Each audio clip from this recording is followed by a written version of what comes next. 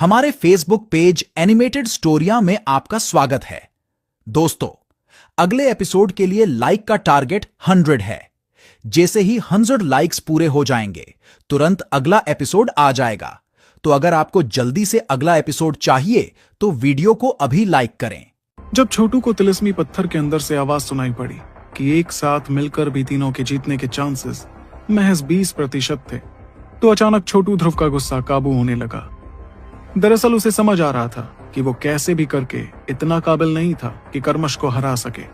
इस बात के एहसास से ध्रुव लगातार कर्मश की आंखों में देखता रहा और बिना कुछ कहे वो दरवाजे से बाहर निकलने की कोशिश करने लगा।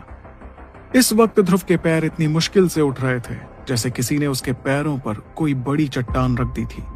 ध्रुव पूरी ताकत लगाकर एक एक कदम आगे बढ़ रहा था और तहखाने से बाहर निकलने के लिए दरवाजे को देखे जा रहा था। अपने हर कदम पर ध्रुव को समझ आ रहा था कि वो कितना कमजोर था। अगर वो कोई चमत्कार करके कर्मश को मारने में कामयाब भी हो जाता तो भी वो रायजादा कुटुंब के और ताकतवर लोगों के गुस्से का सामना कैसे करता। वो तो अपने गुस्से में सबसे पहले ध्रुव और उसके परिवार को ही खत्म करते। इसलिए एक तरह से ध्रुव फिलहाल इतना काबिल नहीं था कि रायजादा कुटुंब के सबसे ताकतवर लोगों के गुस्से को झेल सके। और ऐसा इसलिए था क्योंकि ध्रुव ज्यादा ताकतवर नहीं था।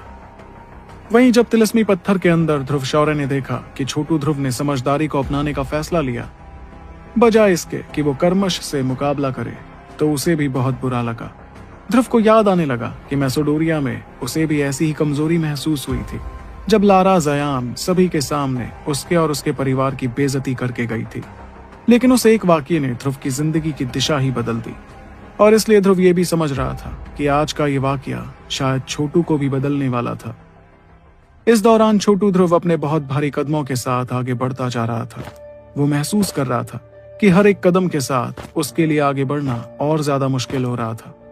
देखते ही देखते उसके शरीर के हर हिस्से से खून बाहर आने लगा, बल्कि देखने वालों ने देखा कि ध्रुव के कदम खून से रंगे पैर के निशान छोड़ते जा रहे थे। ये नजारा देखकर हर कोई खामोश रह गया। जो लोग शुरू में ध्रुव की कमजोरी देखने के लिए बेताब थे, उनकी मुस्कुराहट भी गायब हो गई थी।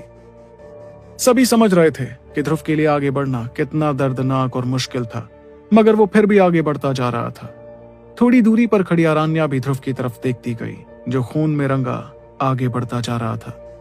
उसकी आंखों में भी परेशानी दिखने लगी थी, क्योंकि उसे ध्रुव की हालत देखकर अंदर ही अंदर बुरा लगने लगा था।